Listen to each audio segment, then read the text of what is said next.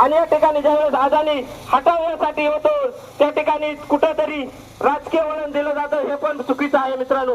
आपण जागृत आहात, शिकलेला आहात. मला या ठिकाणी काल माझं तेच म्हणणं होतं की या तालुक्याचे आमदार सन्मान्य शरददादा सोनवणे कोणत्या जवळचे, उपमुख्यमंत्री एकनाथ शिंदेच्या जवळचे.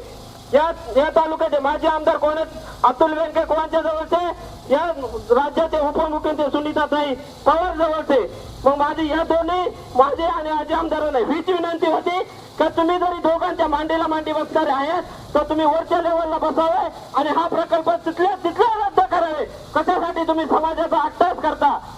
आणि या ठिकाणी आपला मित्र या ठिकाणी सुद्धा उपोषणला कशासाठी हे चाललंय. आम्हाला हा प्रकल्प नकोच, आम्ही पहिलेच भूमिहीन आहेत, आम्हाला तेच जमिनी अजून दिले नाही.